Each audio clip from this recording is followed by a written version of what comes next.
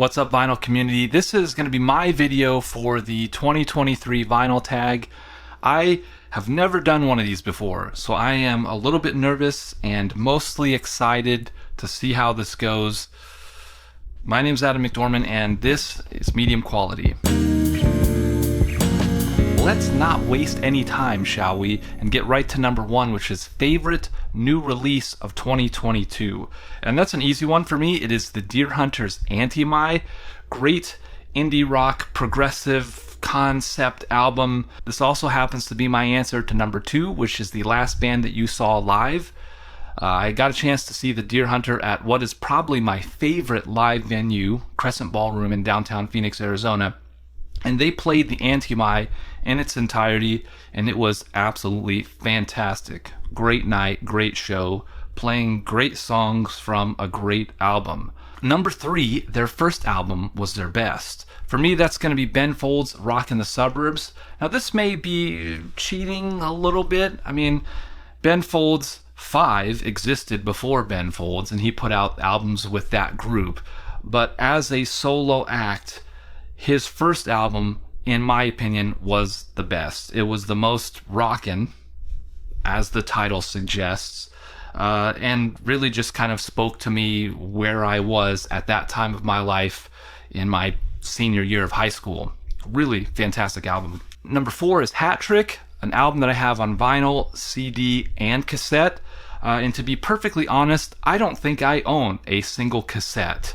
And furthermore, I have very few CDs because for me, listening to music is either a very intentional, vinyl-centric experience or one that I do through streaming. It's kind of one or the other. However, looking around my house, I did manage to find a CD, and that is what I assume is my wife's copy of Thrice's Major Minor, which I also have on vinyl.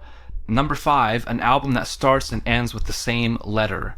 I went with the extraordinary jazz masterpiece Dave Brubeck's Time Out.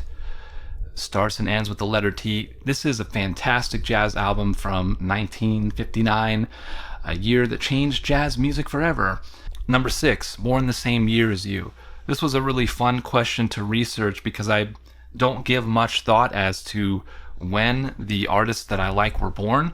And as it turns out, there are a decent number of great music artists that were born the same year as me, and perhaps it's just that because we grew up together, they might end up making music that I would be interested in. So I went with Dusty Waring, the rhythm guitarist from Between the Buried and Me, and their excellent album Colors 2. I have tons and tons of vinyl records of Between the Buried and Me. They were probably my favorite progressive metal band.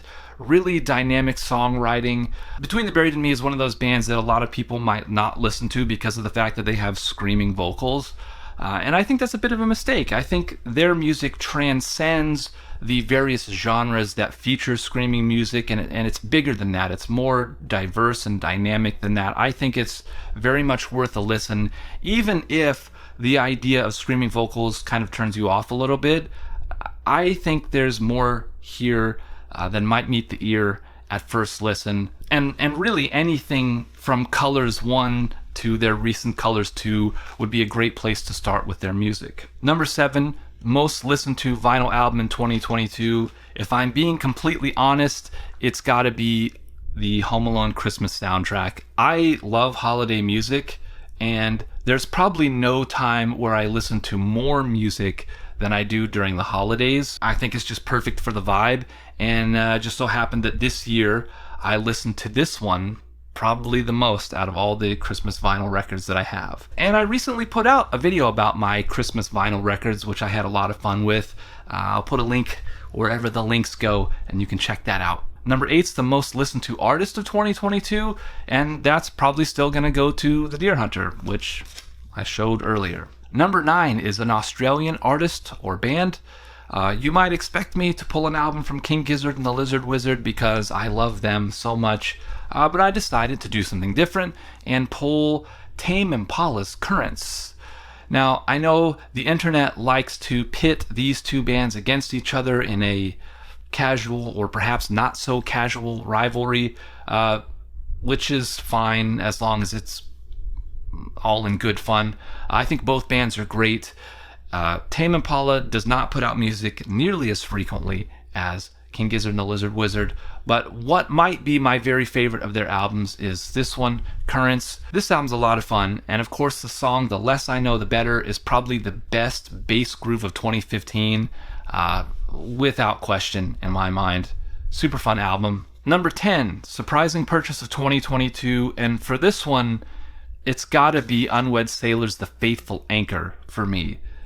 This is an album that I never, ever thought I would see, and it got reissued in 2022, and I very quickly snatched up a copy.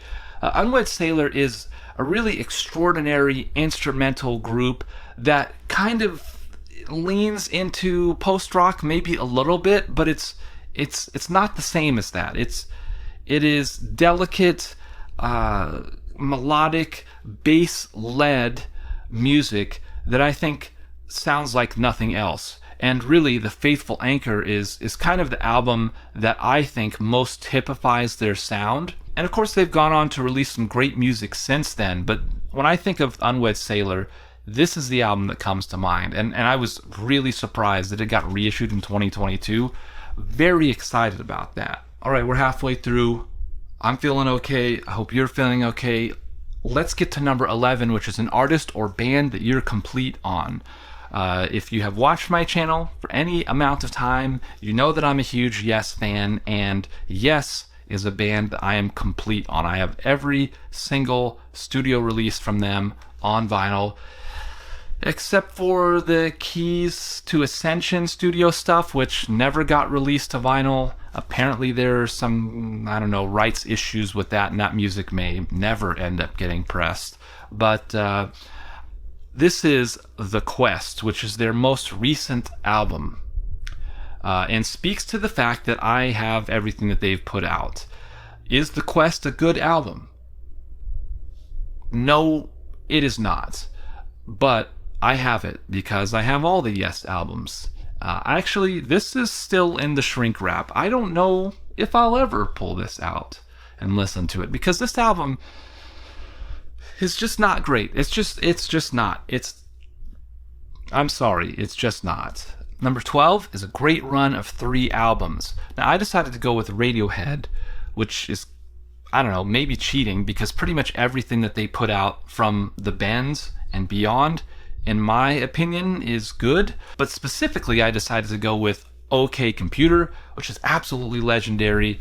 And of course, Kid A and Amnesiac in the Kid A Amnesia release, which is fairly recent reissue of the album on vinyl. I don't know that you could get more legendary than this album in terms of like 90s alternative music. It's genre defining, it is music defining, absolutely incredible. And then to follow that up with something as different as these 2 albums is just absolutely wild to me.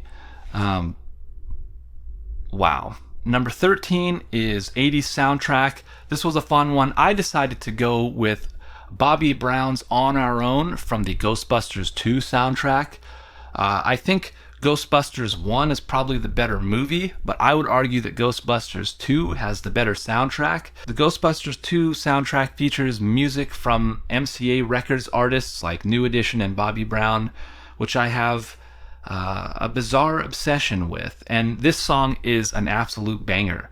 I have this 12-inch single that's absolutely fun to listen to. And on a bit of a down note, number 14, we lost them in 2022. I decided to go with Yes's Alan White, specifically Relayer, because I think it is one of his best drum performances. I made a video back in June of last year highlighting 5 incredible drum moments from Alan White that I will link to, but I think this album might be my favorite Alan White drum performance.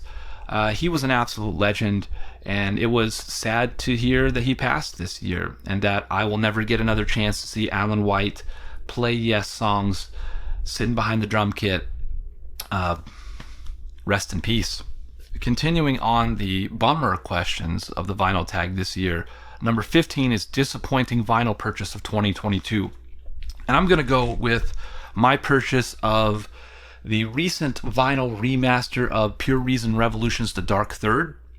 I made a video about Pure Reason Revolution's The Dark Third a while back, and then after that saw that the album had been remastered specifically for vinyl, which I think addressed the minor complaints that I had with that particular release. What's so disappointing with this is that when I ordered this, I had to import it from the UK, and it did not make the trip well. In fact, here it is. It got chunked up pretty badly. The gatefold, here's the other part of it. Thankfully, the vinyl records themselves actually are okay. It's playable, it's listenable. There's not really anything wrong with those, but I was just supremely disappointed to see this thing get so utterly annihilated in shipping. Number 16, non-vinyl purchase. I've had a really good time making YouTube videos about vinyl records in the past several years, and one of the things that I really enjoy about this process is learning and trying to do a better job, trying to make my videos look better. And one of the things that I purchased that I think has helped that is a new light LED panel from Newer. There it is. That's it. How cool is that? I think it gives me a nice, soft, even glow. But feel free to drop in the comments and let me know if my videos actually look terrible. That's totally fine too. Number 17 is You Found a Grail. I don't really have Holy Grail records.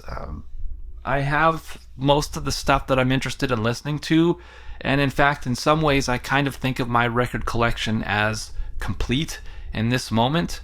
Though new music will come out in the future, there's nothing currently that is a Holy Grail record for me. Number 18, a space-themed album, sleeve, or song. I decided to go with I Can See Your House From Here by Camel. I mean, what's more spacey than an astronaut crucified on a satellite spinning around Earth? I mean, that's pretty gnarly. Camel's an interesting progressive rock group. Maybe one of the underrated progressive rock groups, so you don't necessarily think of them in the pantheon alongside Yes and Genesis and King Crimson and Pink Floyd. But I think their contribution is pretty substantial, and this album is one of those. It's good. Number 19, show some VCLT or present. It has quite recently been the holidays, and every year I get a record or two for Christmas because I like vinyl records. One of the things that I got this year was the Prophetic Herbie Nichols, a recent jazz reissue.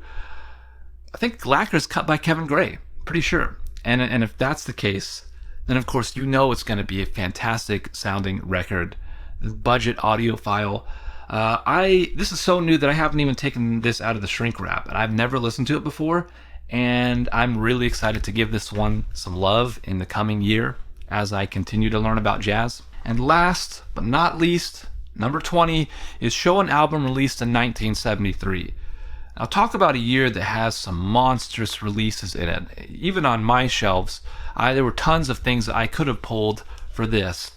And I went back and forth, and ultimately I settled on Genesis's Selling England by the Pound, which is a seminal classic progressive rock album, of course, from 1973. I love Genesis, and I feel like I don't talk about them enough on the channel, but maybe I will. If that's something you want me to do, feel free to drop into the comments and let me know. But Genesis's Selling England by the Pound is a fantastic album, top to bottom, maybe a masterpiece. And that was the Vinyl Community's 2023 Vinyl Tag. That was a lot of fun, and that's going to do it for this video. If you liked it, please give it a thumbs up. If you want to see more, feel free to subscribe. Until next time, keep spinning that good stuff. What a time to be alive.